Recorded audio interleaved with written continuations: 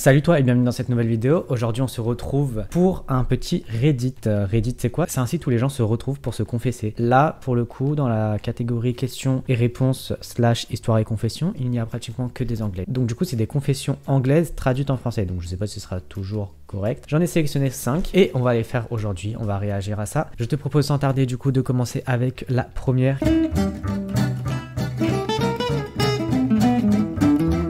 Qui est ETA, je sais pas ce que c'est, A-I-T-A-H, I don't know, pour avoir dit à ma femme d'arrêter de pleurer parce qu'elle rate le mariage de notre fille. Je te lis ça et après on en discute.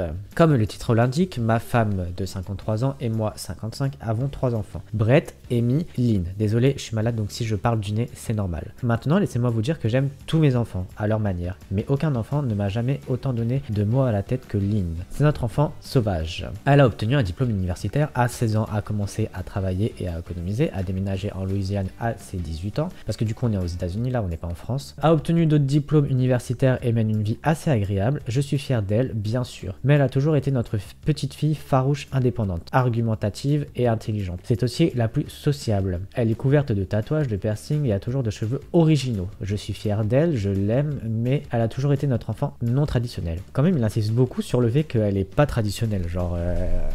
C'est genre je l'aime mais bon voilà quoi, c'est parce que c'est ma fille. Bref, Lynn a rencontré son mari, Brad, de 27 ans visiblement, lorsqu'elle a déménagé en Louisiane. Brad est comme Lynn, tatouage et piercing à profusion, je pense qu'il voulait dire à foison en français du coup. Attends, j'arrive. Non traditionnel, donc ouais c'est ça, c'est à foison. C'est un bon garçon, je l'aime bien. Il a protégé Lynn et a été à ses côtés pour beaucoup de choses. J'aime vraiment ce garçon pour avoir protégé ma petite fille. S'il l'avait pas protégée, genre il l'aurait pas aimé. Ce que je peux totalement comprendre. Lynn sera la première de nos enfants à se marier. Donc lorsque nous avons appris la nouvelle de leur fiançailles, ma femme était super excitée et a commencé à parler de l'organisation du mariage et de toutes ces choses de filles. Ok. Lynn et Brad ont tous deux dit clairement qu'ils ne voulaient pas de gros mariage et qu'ils voulaient juste une petite fête avec principalement la famille et quelques amis pour célébrer. Ma femme était très contrariée et a donc fait pression sur Lynn jusqu'à ce qu'elle accepte à contre-cœur d'organiser un mariage. Pas même une semaine après le début de l'organisation du mariage, Lynn et ma femme ont eu une dispute à propos des arrangements floraux, ce qui a conduit Lynn à rentrer en Louisiane. Lynn a annoncé qu'elle s'était enfuie et qu'ils organiseraient une petite réunion intime à la Nouvelle-Orléans vers Halloween. Ma femme a perdu le contrôle. Elle et Lynn ont eu une énorme dispute au téléphone, ce qui a conduit à ce qu'elles ne se parlent plus. Ce qui est, à mon sens, un peu normal, dans le sens où la fille a dit à la mère non, je veux pas de mariage énorme, et la mère, elle s'en fout, elle en fait qu'à sa tête, elle veut absolument un mariage énorme. Je veux bien que ce soit ta fille et que tu veux le meilleur pour elle, mais bon, si elle a pas envie, quoi, c'est son choix. Ensuite, ma femme pleure chaque fois que cette situation est évoquée, disant qu'elle a raté le jour spécial de sa petite fille. Après quelques semaines de ces bêtises, j'ai finalement pété les plombs et j'ai dit pourquoi es-tu surprise? Lynn ne voulait pas de mariage au départ, c'est notre enfant la moins traditionnelle. Je suis juste content qu'on ait au moins eu l'annonce des fiançailles. Arrête de pleurer à ce sujet et attends que Brad et Amy se marient car ce sont eux qui apprécieront vraiment ce truc de mariage. Ma femme m'a traité de quelques noms et m'évite. Je pense qu'il voulait dire de tous les noms et elle m'évite, mais vu que c'est une traduction, bah voilà, je pense que ça fait ça, mais bon, bref. La réaction de la mère pour l'instant, je la déteste, mais bon, voilà. Je ne veux vraiment pas être un imbécile, mais Lynn est la dernière enfant à qui je ne m'attendais à vouloir un grand mariage. Je veux dire, bordel, c'est une infirmière qui fait des coiffures à côté et qui est aussi une sorcière pratiquante. Cet enfant n'a aucun sens. Oula. Le mec, il aime sa fille, mais genre, il sait qu'elle a, genre... là, à la limite, il dit qu'elle est starbée un peu, genre. Bref. Je m'attendrais plutôt à ce que Brad veuille le grand mariage quand lui et son petit ami finiront par se fiancer. Il me semblait aussi tout simplement injuste qu'elle ait essayé de forcer Lynn. Soyez brutalement honnête avec moi, dois-je me soumettre et m'excuser ou continuer à défendre Lynn dans ce gâchis? Bah écoute, en vrai, moi, la mère, elle m'a un peu saoulé dans le sens où c'est la fille, elle a pas envie d'un mariage traditionnel, déjà, de base. Elle accepte d'en faire un parce que tu insistes lourdement. Auquel cas, fais un pas en avant vers elle aussi et demande-lui un maximum de choses de ce qu'elle aimerait, tu vois. Là, elle a pas envie de base. Elle accepte. Toi aussi, fais un pas vers elle, tu vois, elle a fait un pas vers toi. Donc, je comprends pas la mère, déjà, de 1. De 2, qu'elle s'embrouille pour une composition florale, franchement, qu'est-ce qu'on s'en fout? C'est des fleurs. Et de 3, la mère ne veut pas entendre la vérité, en fait, parce que son mari lui dit la vérité. Il lui dit, en gros, pourquoi t'es surprise? C'est toi qui as forcé Lynn à se marier, enfin à faire un grand mariage. Tu t'embrouilles avec elle parce que c'est pas comme tu veux et après tu t'étonnes. Bah frère aussi c'est normal. À un moment donné, dose, tu vois. En vrai, ça m'aurait saoulé de ouf à la place de Lynn et c'est pour ça que je la comprends parce que tu vois, si je veux pas un mariage énorme et que tu me forces à en faire un, franchement, arrête frère, mère, Parce que franchement, flemme quoi. Et en plus, c'est pas ton argent qui part dedans, c'est toi qui payes peut-être. Peut-être que c'est elle qui a payé, hein. Là, je sais pas, il a pas dit. Mais tu veux pas. Pour moi, le père a totalement raison d'avoir dit ça, de 1. De 2, il devrait continuer à défendre sa fille parce que oui, sa mère elle déconne. Et c'est important de dire la vérité à ses proches, j'ai envie de te dire. Donc, elle déconne, bah faut lui dire, hein, c'est tout. Pour moi, à aucun moment, il a gaffé quoi. Maintenant, on va lire les commentaires un peu. Je vais être totalement brutal et honnête avec toi. Tu aurais pas dû la laisser se plaindre pendant quelques semaines. Tu aurais pas dû la laisser pousser Lynn à accepter un mariage qu'elle ne voulait pas. Ça par contre c'est vrai, il aurait pas dû laisser sa mère forcer sa fille à truc. Tu dois dire à ta femme que si elle continue à manquer de respect à Lynn pour les choix de vie qu'elle n'approuve pas, Lynn finira par rompre tout contact avec elle. Et oui, ta femme manque de respect à ta fille, ta femme n'est pas obligée d'aimer le choix de Lynn, mais elle doit les respecter. Totalement d'accord. Là, il y a un autre commentaire. MDR, je veux dire qu'elle a le droit de se sentir triste, mais tu as raison. Elle aurait dû le savoir. Honnêtement, Lynn me fait beaucoup penser à moi-même et j'ai été un peu surprise qu'elle ne soit pas gay. Lynn était la lesbienne originale. Elle s'est déclarée pansexuelle, mais Brad a ensuite volé la vedette en se déclarant ouvertement gay. J'aime tous mes enfants à la folie. D'accord, bah écoute, je trouve ça un peu cliché, le fait qu'une meuf tatouée qui sort un peu de la norme soit forcément gay, mais ok, je sais pas pourquoi tu dis ça. Après le père, il est un peu drôle, après il répond comme quoi elle était la lesbienne originelle, mais qu'elle s'est déclarée pansexuelle. En tout cas, il aime tous ses enfants à la folie, ça c'est mignon. Bref, allez, next.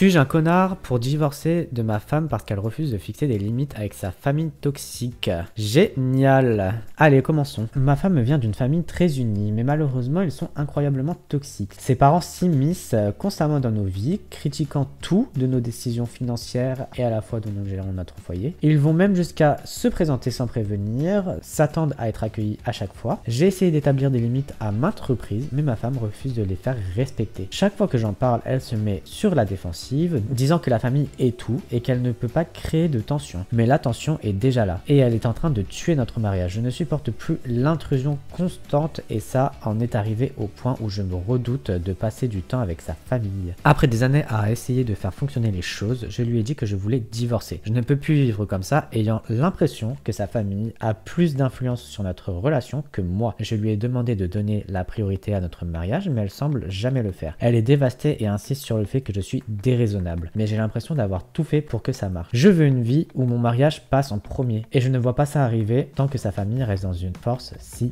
dominante. Suis-je un connard pour mettre fin à notre mariage à cause de ça ou est-ce justifié étant donné à quel point cela affecte ma santé mentale et notre relation? Eh bah écoute, en vrai, je dis ça comme si c'est lui qui m'avait envoyé la demande, mais bref, en vrai, genre je comprends de ouf le mec. T'es là, t'es avec ta femme, vous êtes mariés et tout, vous avez votre maison avec vos dépenses, etc. Et t'es là, t'as la belle famille qui vient tout le temps te dire t'aurais pas dû faire ça comme ça, t'aurais pas dû faire ça comme ça, t'aurais pas dû acheter ça, t'aurais pas dû acheter ça, t'aurais dû faire ça comme ça. Franchement, à un moment donné, flemme. En fait, on fait tous des erreurs, donc dans tous les cas, même s'il a fait quelque chose et que c'est une décision financière inquiétante entre guillemets, bah il a fait l'erreur et alors c'est pas grave, il apprendra, il fera autre chose. Eux, je pense pas qu'ils soient si blancs que ça, je pense qu'ils ont fait des erreurs aussi, ses parents. Donc je comprends que ça peut être chiant qu'on remet tout le temps tout en question. Genre ça, je peux comprendre de ouf et c'est pour ça que je comprends totalement le mari. Maintenant, il en a parlé à sa femme n'a rien fait. À un moment donné, tu parles dans le vide. Moi, je suis désolé, je suis d'accord avec lui pour qu'il ait divorcé. Hein. Là, c'est pas toxique. Il y a des gens qui éloignent leur meuf de leur famille pour avoir le plein pouvoir sur elle. Ça, c'est totalement toxique. Là, il lui dit comme quoi sa famille prend trop d'emprise sur son mariage et sur lui et sur leur décision de couple. Moi, je comprends. Hein. Tu veux pas t'émanciper de ta famille à un moment donné. Voilà, moi, j'ai pas que ça à faire. Genre, j'ai pas envie de vivre au travers de ta famille et je veux vivre au travers de ma vie à moi. Donc, non, je comprends totalement. Il a raison. Il veut divorcer. Bah, ouais, grand bien lui fasse, en vrai. Les commentaires pour voir un peu ce que les gens en pensent. Malheureusement, tu as épousé la famille, pas seulement elle. Maintenant, elle s'attend à ce que tu prennes une place de second plan dans la dynamique derrière sa mère, son père, ses frères, ses sœurs, ses tantes, ses oncles et le chien de compagnie de son grand-père. Peut-être lui rappeler que tu ne les as pas tous vus sur l'autel du mariage. En vrai, moi, franchement, flemme. Tu passes après la vie de tout cela? Non. À un moment donné, il faut remettre l'église au milieu du village et un peu, tu vois, discuter réellement. Et il faudrait entendre l'autre. Pas seulement écouter, mais entendre surtout. Et comprendre ce que la personne te dit en face de toi. Elle n'arrête pas de le dire, comme quoi ça va pas. Et la meuf, elle continue pas. Tu n'es pas le connard, c'est compréhensible de vouloir prioriser ton mariage à ta santé mentale par rapport à une dynamique familiale toxique. Mais oui, totalement. En plus, il dit ça nuit à sa santé mentale. Ça, j'avais oublié. Ben, franchement, flemme, j'ai pas envie de tomber en dépression parce que madame fait passer les décisions de sa famille avant mes décisions à moi. Alors qu'on est dans un contexte de foyer à 2, tu vois, pas à 15. Votre foyer, il a 2. Tes parents, ils peuvent donner un avis, mais tu vas pas les écouter tout le temps. Allô? Puis quoi encore? Elle est majeure et vaccinée, wesh, elle est mariée, allô? Elle a encore besoin que sa famille lui dise je sais pas quoi. Next!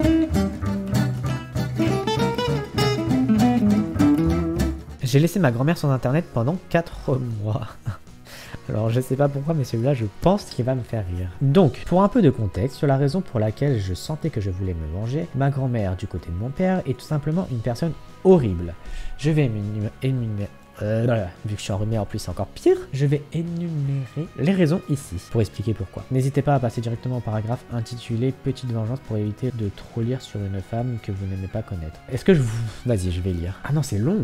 Attends, flemme. Je vais lire à partir de la petite vengeance et si vraiment tu veux l'histoire, tu me dis en commentaire, je vais faire un petit short, ce sera plus rapide. On passe à la petite vengeance directement. Grâce à ses nombreuses manigances, elle est devenue un contact incontournable pour aucune famille de la région. Je pensais juste que je l'avais jamais vue depuis 5 ans. Même si j'habite à 3 km de là. Là, c'est super mal traduit, donc je sais pas si elle de base écrit mal ou pas, mais en tout cas, c'est super mal traduit. Bon, en gros, elle l'a contacté parce qu'elle voulait des nouvelles de sa famille, elle voulait rencontrer ses petits-enfants, arrière-petits-enfants du coup. Il lui dit bien sûr, grand-mère, j'adorerais aussi. Il est allé l'aider, il a vu son problème, que c'est juste parce qu'elle avait changé de fournisseur et que le fournisseur avait juste besoin qu'elle confirme une date pour connecter sa maison. Il lui dit qu'il voit que Internet est activé, il lui ment, elle n'a pas d'abonnement à Netflix ou à son courrier. J'ai donc annulé sa connexion internet et lui ai proposé 2 abonnements supplémentaires à Netflix. C'est un bâtard, wesh.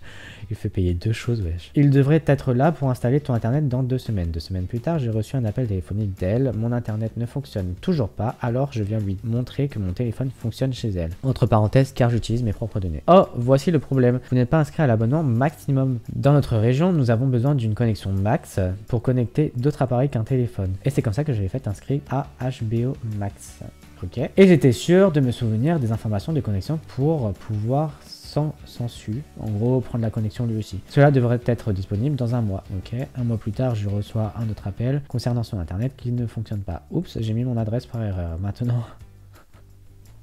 En vrai, c'est un bâtard, genre ça se fait pas, wesh. Genre la pauvre. Maintenant, ils doivent reprogrammer le rendez-vous. Après, ça se trouve, elle a vraiment fait des trucs de bâtard, hein, je sais pas, parce que j'ai pas lu plus haut, mais bon, bref. 1 mois plus tard, mon internet ne fonctionne toujours pas. Oh, grand-mère, tu as dû les payer à nouveau pour le nouveau rendez-vous. Cette fois, je l'ai inscrite au forfait Disney Plus et Hulu. Oh là là. Donc en fait, elle paye tous les mois et tout, plein de choses, mais au final, elle a rien, ok, et elle s'en rend pas compte. 1 mois plus tard, cette fois, mon oncle vient et dit pourquoi l'internet de grand-mère ne fonctionne-t-il pas et pourquoi est-elle inscrite à environ 20 services de streaming. Il lui répond je ne sais pas. Elle dit que vous l'aidiez avec son internet et que vous déconnez depuis 4 mois. Je n'ai pas parlé à grand-mère depuis 7 ans, depuis qu'elle a déclaré très publiquement que je la rendais malade. Demandez-lui vous-même, elle ne sait probablement pas combien d'enfants j'ai. Elle ne connaissait pas la réponse. Je suppose qu'elle a enfin eu accès à internet, mais malheureusement, je n'ai plus HBO gratuit.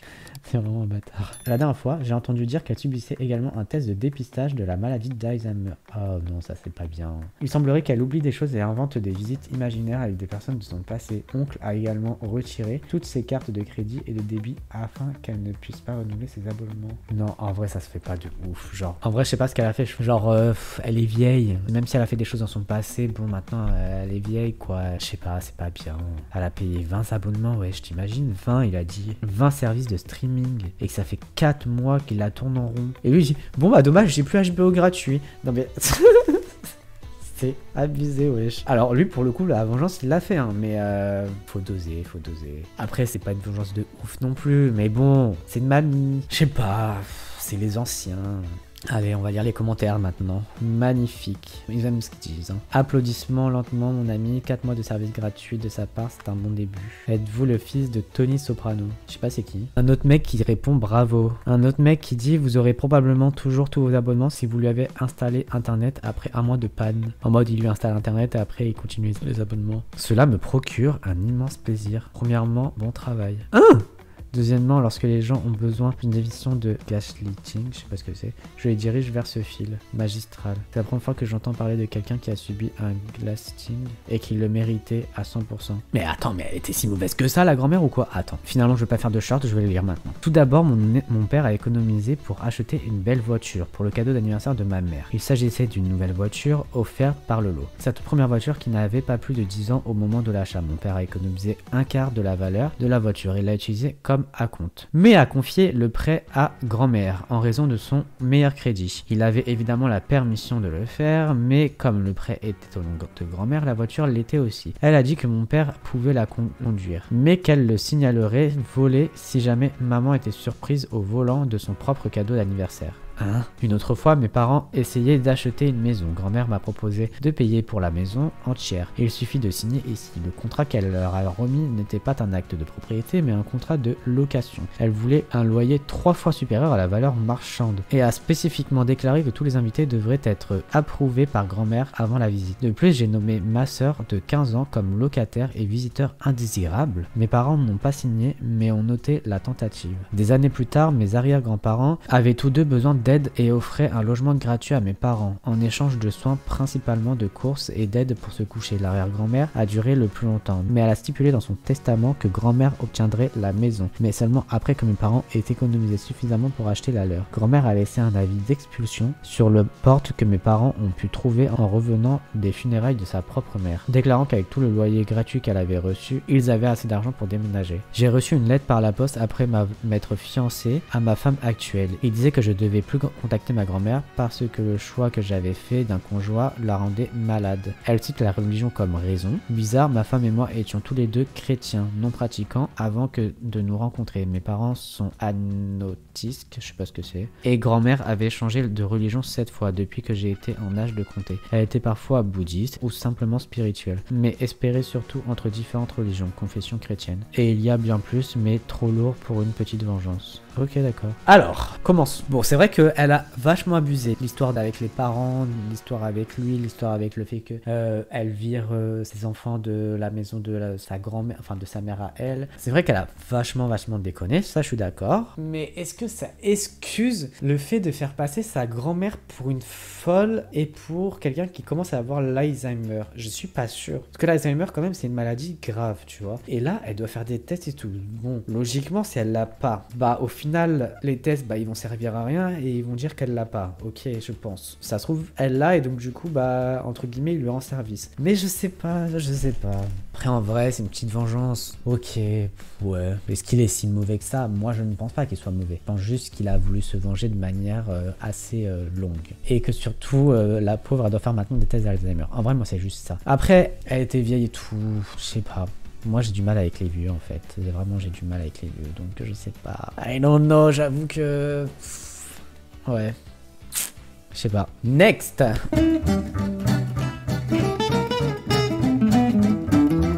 Suis-je un AH pour avoir utilisé la même excuse que mon ami pour lui montrer à quel point il avait tort? Ok, c'est quoi AH? Ah oui, c'est Aitai, je sais pas quoi là. Mais je sais même pas ce que c'est Aitai. C'est A-I-T-A. Si à un moment donné tu le sais, bah dis-le moi en commentaire. Salut Reddit, compte jetable pour des raisons évidentes. Je suis la meilleure amie de Craig depuis l'école. 47M, je sais pas ce que c'est, peut-être 47 ans, I don't know. Nous avons tous les deux grandi dans une maison où la violence familiale était un problème. Craig et moi, nous avons vieilli. Nous sommes mariés et avons eu des enfants. J'en ai eu 3 et lui 2. Il y a environ 12 mois. Craig était contrarié car son fils aîné de 17 ans, je pense, 17M, s'était disputé avec le père de sa petite amie. La dispute était due au fait que le fils de Craig l'avait frappé, gifle ouverte. J'étais en colère à ce sujet et j'ai dit que c'était inacceptable, mais comme ce n'était pas mon fils, je ne pouvais pas faire grand chose d'autre. Craig a essayé de le justifier en disant qu'il s'était disputé et qu'elle avait énervé et qu'il avait perdu son sang-froid. Il a dit qu'il n'était pas content. Craig a essayé de le justifier en disant qu'il s'était disputé et qu'elle l'avait énervé et qu'il avait perdu son sang-froid. Il a dit qu'il n'était pas content, mais ne l'a pas puni davantage. En gros, c'est deux amis qui se connaissent depuis l'enfance. Là, les deux ont des enfants. Un de ses fils au mec a frappé sa copine. Lui, il l'a justifié en mode bah oui, bah elle l'a énervé. Bref, il a perdu son sang-froid. Continuons. Récemment, la fille de Craig, 15 ans, s'est disputée avec son petit ami et il a fait la même chose, gifle ouverte. Craig était furieux et il voulait la trouver et lui donner une bonne leçon. J'ai simplement dit que peut-être il l'avait énervé et qu'il avait perdu son sang-froid. très intelligent et très drôle aussi. La prise de conscience sur son visage a été presque instantanée. Puis il a commencé à crier sur le fait que c'était différent et que j'étais un AH, je sais pas du coup ce que c'est A-Tag là ou je sais pas quoi, pour avoir même soulevé la question. Je ne crois pas que la violence contre quiconque soit juste, et je ne suis surtout pas contente que la fille de mon meilleur ami ait dû souffrir. Mais suis-je un AH pour avoir utilisé la même excuse que mon ami pour lui montrer à quel point c'était mal? AH, je pense que ça veut dire genre en mode un connard, imaginons, ou une connasse, parce que là du coup c'est une meuf. Bref, non, moi je suis totalement d'accord avec le fait que oui, c'est intelligent d'avoir fait ça. C'est très smart, je trouve. Parce que, en vrai, le mec, c'est son fils et au début, il a rien fait. En vrai, c'est le karma, j'ai envie de te dire, parce que du coup, il a eu le retour de la médaille. Sa fille, je suis désolé pour elle, hein, vraiment. C'est le karma de son père. Moi, je trouve ça très smart que la meuf ait fait ça par rapport à son pote. Au moins, son pote, il a réalisé la chose et il s'est dit, ah ouais, putain, peut-être que j'ai déconné. Mais là, sur le coup, bien évidemment, tu t'énerves et tu pètes un plomb et tu te dis, t'es vraiment une connasse, voilà. Mais moi, je trouve ça très smart et très, très drôle également. En vrai, j'ai même envie de dire chais, mais bon, on va pas le dire. On va voir les commentaires. Hein. Hypocrite, hate to be exposed as such. En gros, j'imagine que ça veut dire qu'il est hypocrite et qu'il déteste ça. Les hypocrites détestent être exposés en tant que tel. Voilà, c'est ça le mot. Il est hypocrite. Parce que je suis désolé, mais le mec a juste fait la même chose que son frère. Enfin, que son fils, du coup. Mais bref, je ne pouvais pas continuer à être ami avec un misogyne violent. Vous deux ressemblez à des HA, à des AH. Je sais pas si ça veut dire qu'il est vraiment misogyne. En vrai, le père, je pense juste qu'il a vu son fils et qu'il voulait à tout prix le défendre. En vrai, comme il a voulu défendre sa fille. Sauf qu'il s'est pas rendu compte que c'était pas de la bonne manière qu'il fallait la défendre. Enfin le défendre, et qu'il fallait le punir surtout. Parce que là du coup l'enfant il peut comprendre que c'est bien en fait, et pas mal. Donc si tu le punis pas, bah ouais c'est compliqué. Après je pense que juste c'était un combat de coq entre deux pères surtout, qui voulaient défendre chacun leur enfant. Par contre c'est bien qu'il ait le retour de bâton avec sa fille entre guillemets, même si sa fille elle aurait pas dû en pâtir sur ça, tu vois ce que je veux dire. En soi c'est clairement hypocrite, mais je pense pas en s'en rendant compte. Je pense pas qu'il soit vraiment misogyne ou quoi. Il voulait défendre son fils quoi, coûte que coûte. Sauf que bah des fois tu peux pas les défendre tout le temps, et c'est bien aussi de les remettre à leur place. Et là clairement il méritait une punition, très clairement. Mais bon, nous ne sommes pas des juges, mais actuellement quand même nous jugeons, et nous jugeons le fait que ce monsieur aurait dû dire quelque chose à son fils. Pourquoi? Parce qu'à un moment donné il y en a marre d'être hypocrite, et là il était clairement hypocrite. Cependant, je comprends qu'il ait voulu juste défendre son enfant. Parce que ton enfant, c'est la prunelle de tes yeux, et c'est ta chair, c'est ton sang, bref, voilà. Cependant, bien fait. Karma. Mais voilà, on va pas dire ça, parce qu'il y a quand même la fille qui a empathie. Ensuite, passons au prochain Reddit.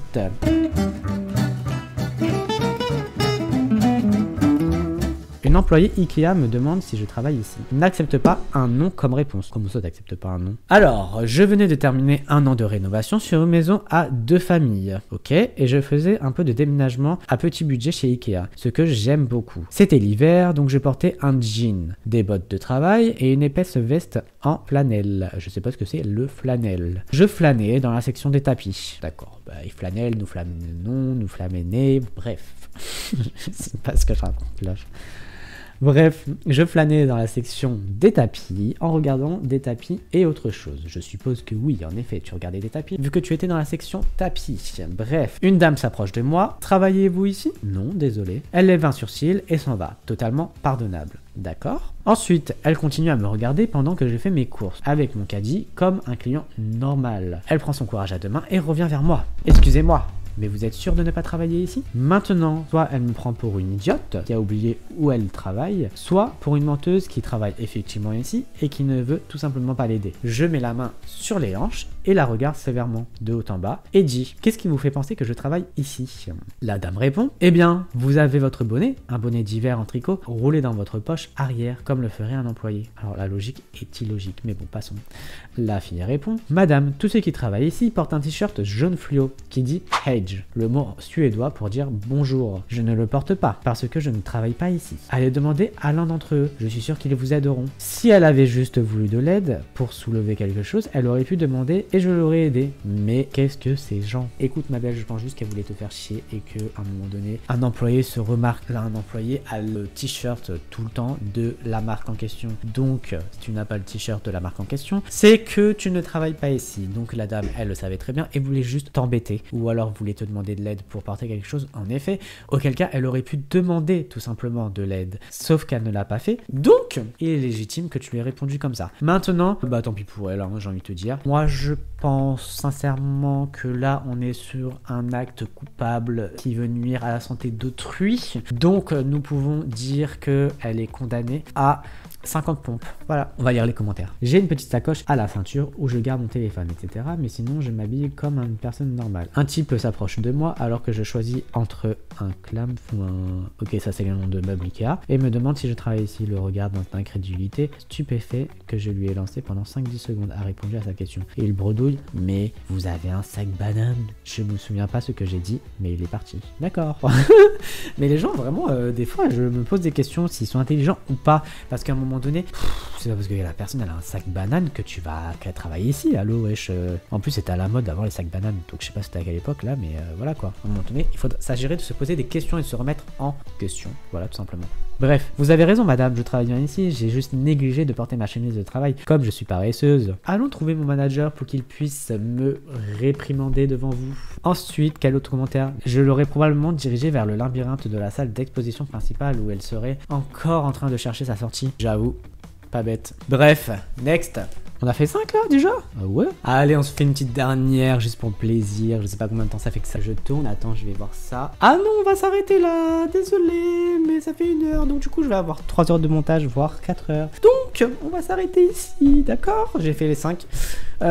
Et puis voilà. Bref, bon, du coup, si tu as aimé cet épisode spécial confession Reddit, bah n'hésite pas à me le dire en commentaire tout simplement ou en message privé sur Instagram parce que ça fait toujours plaisir de savoir si tu aimes ce que je propose, tout simplement. N'hésite pas à t'abonner à la chaîne aussi pour ne louper aucune vidéo car on est sur 2 vidéos par semaine quand même. 2 vidéos par semaine, c'est quand même pas mal, hein. Vous êtes actuellement 88,9% à regarder mes vidéos et ne pas être abonné à la chaîne, donc n'hésite pas à t'abonner pour rejoindre l'aventure Lamstyle. Nous sommes actuellement 370, bientôt les 500 et après ce sera les 1000. C'est gratuit, ça fait toujours plaisir, n'hésite pas, ça apporte du soutien à mon travail. Commente l'emoji qui rougit si jamais tu es resté jusqu'à la fin de la vidéo, parce que du coup on est shy de lire les confessions des gens. Et si tu veux un épisode 2, n'hésite pas à me le dire parce que franchement c'était plutôt sympathique je trouve.